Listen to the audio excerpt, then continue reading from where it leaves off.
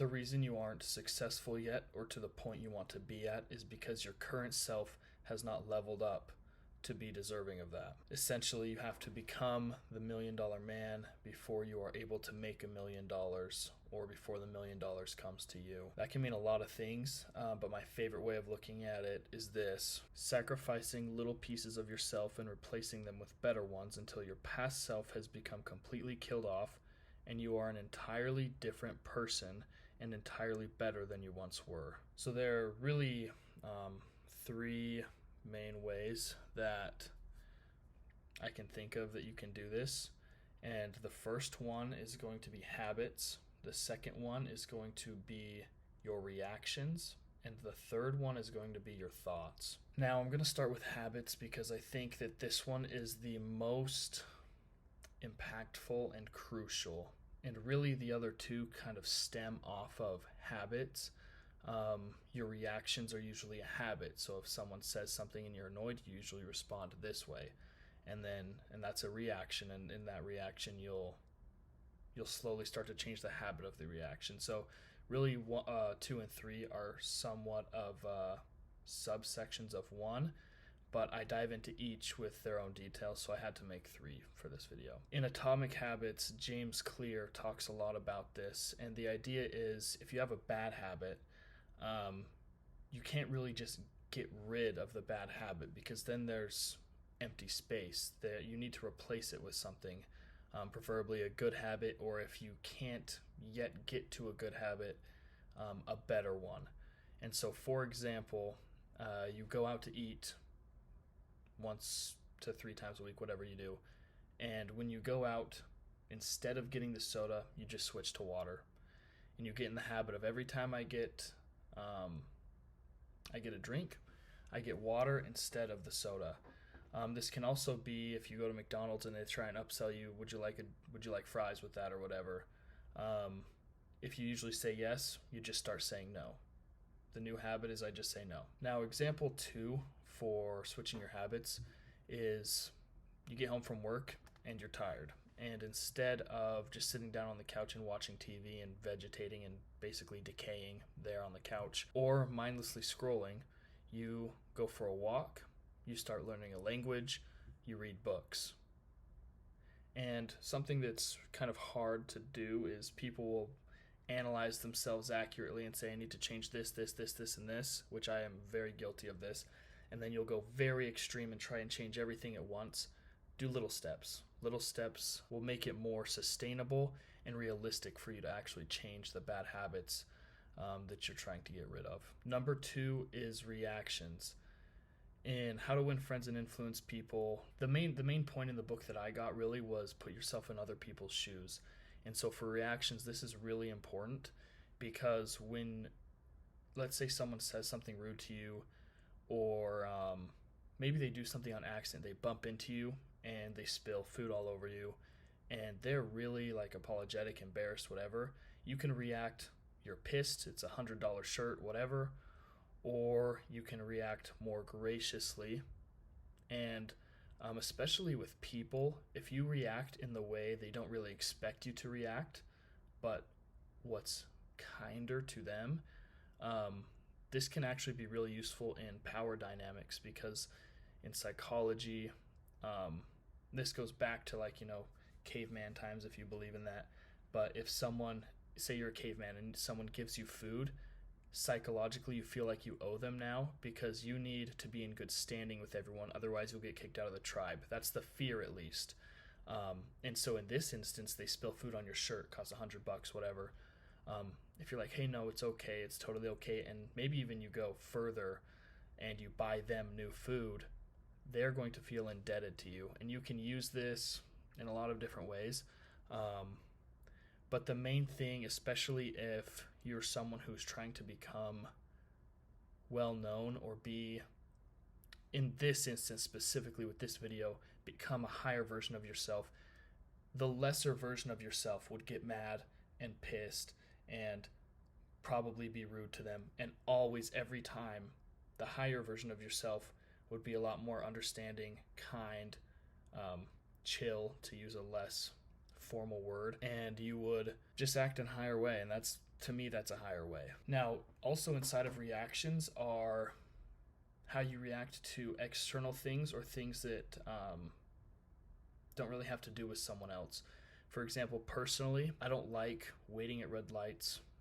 Pretty sure this is very relatable. I also don't like it when other people slow down at yellows, but I'm behind them, and we would have both had time to go through before it turned red. And you could react in two ways. You could be pissed, you could yell in the car, mutter under your breath, just like let yourself feel that more seething emotion rather than just forget it, whatever, you know, think about something else, look around, maybe there's a nice sunset, I don't know, just anything but that negative emotion or reaction. And this is all kinds of things, you know, even stubbing your toe, letting it have, obviously we're human, and the natural thing is to immediately react with an emotion. Usually we can't even control that, but it's letting yourself react past the point of immediate impulse. So I hit my toe, ouch, that hurt.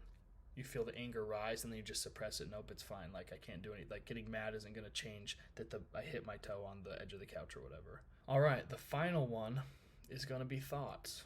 And so in books like Think and Grow Rich by Napoleon Hill, and also As a Man Thinketh by James Allen, thought in the way they describe can basically control your reality. And I actually do believe that. Together, thought and habit do a lot. So if you can even just get in check these two, you're going to go a long ways. It's crucial to align your thoughts with your higher self. And the reason for this is thoughts do stem into reactions, and if you don't check your thoughts, as in control them and make sure they are only pushing you in the right direction, because no matter what, if you think something, you're going somewhere good or somewhere bad. And if you don't check them, it's likely they're going to pull you this way. It's just how humans are. But if you keep them in line and control them to this way, it'll control your reactions, and it will also start to control your habits. The first part of thoughts, though, that I really want to talk about is extremely important. It is self-image. If you have a poor self-image, poor self-esteem, you're not going to take a shot. So, for example, like, you miss 100% of the shots you don't take. Like, if you have a poor image and you want to audition for the play, you're probably not going to audition for the play. Oh, why would someone like me, or why would I be able to do that? I don't think I can do that. Oh, Jessica's way prettier, she can do that. I don't know. Self-image, though, stems from thoughts. So when you're having thoughts pertaining to yourself, you have the instant thought that comes to your head like, oh, I wouldn't be good enough for that. You need to immediately say, actually, I'm sure if I tried, I could. And for a lot of people, that's really hard when you get into the depths of true poor self-esteem. For me, I've been on the self-improvement thing for like 4 years now. It's a little easier for me to like basically go like, oh, duh, like, actually, I can do it. I just wasn't trying hard enough, or I didn't know enough, so let's fix it. Like, maybe it's easier for me than you, maybe it's easier for you than me, but you need to control what you say about yourself and how you think about yourself. And if you do fail to beat the immediate impulse of I'm not good enough, at least correct yourself and say, actually, I'm sure if I did this, I would be, good enough, or whatever it is that you're saying you can't or not, or whatever. Now, the second example in thoughts is going to be your thoughts about the world. When you are thinking, let's say you've already figured out, okay, I can do whatever I want, and you fix your self-esteem. If you have good self-esteem but believe limiting things about the world, like I could never,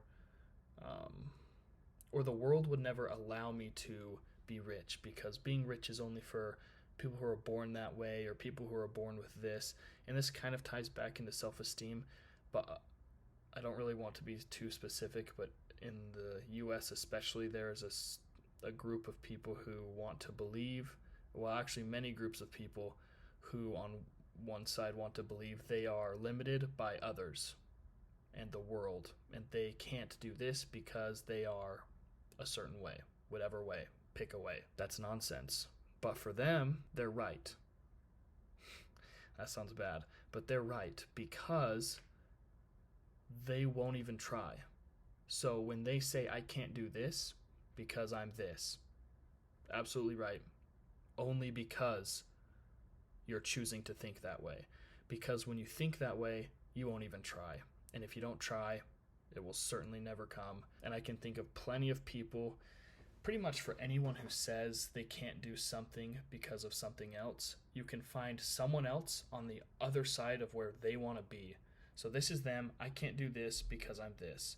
There's someone who has their same thing, who has done what they want to do, always. And so that pretty much proves that it's completely up to what you think about the world and yourself. In conclusion, sacrificing small parts of who you currently are and replacing them with better parts will bring you much closer to who you want to be and where you want to be. The main three, once again, are habits, reactions, and thoughts. If you can change your habits, you can change pretty much everything.